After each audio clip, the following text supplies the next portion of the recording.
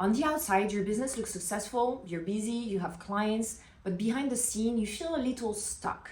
Like you've been working so hard, but you're still not seeing the results that you were hoping for.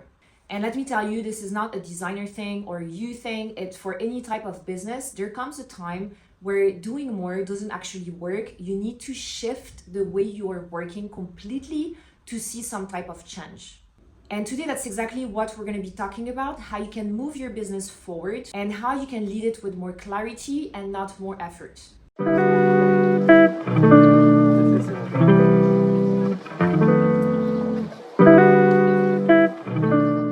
When you're deep in client work, your brain is stuck in designer mode. You're thinking about all the emails you need to answer, all the projects that are late for delivery, all the details that you need to take care of. Design mode is about what is sitting in front of you. Leadership is about what is ahead of you. And those are two completely different things. And when you're in designer mode, what you do is that you're always trying to put out client fires instead of working on actually what matters. And that's why you can feel like you're super busy, but you're not getting results whatsoever. And the shift starts when you stop asking yourself, how can I get all this done? And you think instead, should I even be the one doing this in the first place? And when you start thinking like a CEO, that's where growth actually begins. So let's talk about what this shift looks like in practice. Step number 1, start making decisions based on data and not emotion. For example, a client pushes back, so you lower your fee just to get the project. Or you're super slammed right now, so you hire fast. Or a month feels very slow to you, so you take on a project that doesn't feel aligned with what you want to do or who you want to work with. And those are all emotional decisions. They don't keep your business consistent. And this is what one of my coaches told me once. When I feel stressed, I feel reactive, I feel overwhelmed, I tend to want to make a decision fast. I need to decide something now. And she always told me, this is the moment where you should actually stop and not make any decisions. This is your time to pause and just think about what's happening here.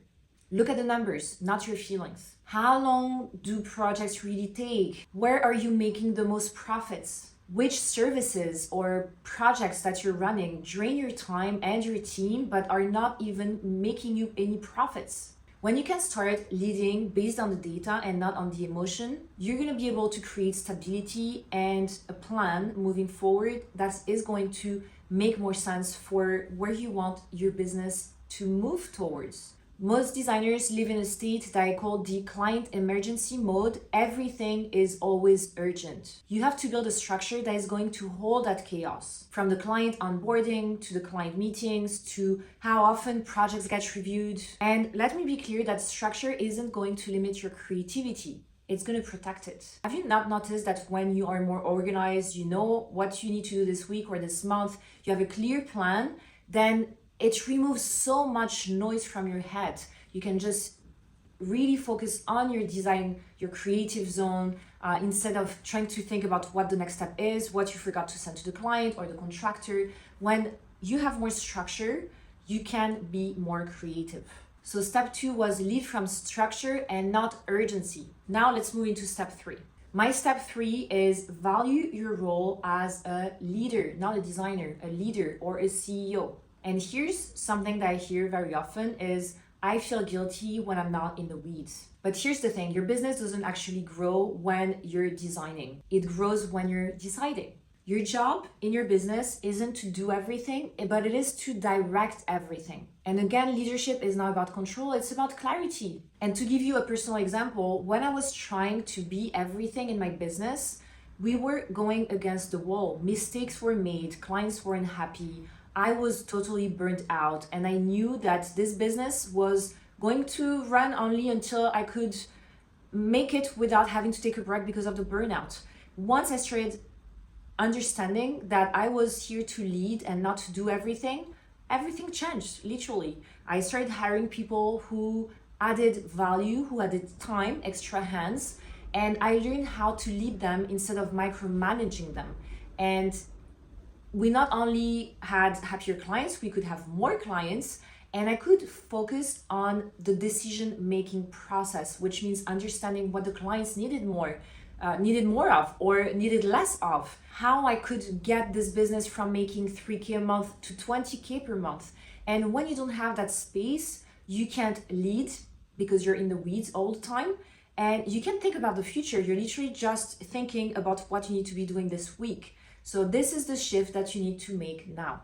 Step number 4, I want you to design your business the way you would design a space. Let me explain what I mean by that. Think about it. You would never start sourcing furniture until you had a floor plan. And your business works the exact same way. When you zoom out and you design the system that is going to hold that creative space, you're going to stop trying to piece things together. And you're going to build something that can actually last in the long run. And number 5, this is something that I love that you probably underestimate. You have to create your CEO ritual. And when I talk about CEO ritual, whether it's on Instagram or in my 3 months program, it's not about changing your entire routine. It's literally, it could be 30 minutes to 90 minutes per week where you're gonna do something to focus on your business. But if you're not ready for 90 minutes, just think first thing every Monday morning. What's the single decision this week that would make everything else easier? That's your focus for the week. And then every Friday afternoon, take 5 to 10 minutes to ask yourself those following questions. What actually moved the business forward this week? Where did I get pulled into things I shouldn't be doing? And number 3, what's one thing I can systemize or delegate next week? That's it, 5 minutes. You have to start building that awareness and that habit of becoming a CEO. You're not just a designer. And as I said, between the data and starting to think like a CEO, that's where you're going to shift your identity as a leader. You're going to shift how you do things in your business. And trust me, you're going to notice so many things that you've been doing for years that are completely unnecessary. So leadership isn't about doing more. As I said, it's about stepping back and understanding more of what's going on. So to end, I just want to remind you that you're not just a designer, you're a CEO running a creative business. And the moment you start leading with clarity instead of chaos, everything's going to change around you, your clients, your team, and your profit. And if you're ready to stop leading your business out of urgency, you might want to check out the details to my 3 months program. It's called the Profitable Designer Method. It's designed to help you run a clearer, more sustainable and more profitable business. And as I said, the link is in the description if you want to check out everything it includes. I'll see you in the next video.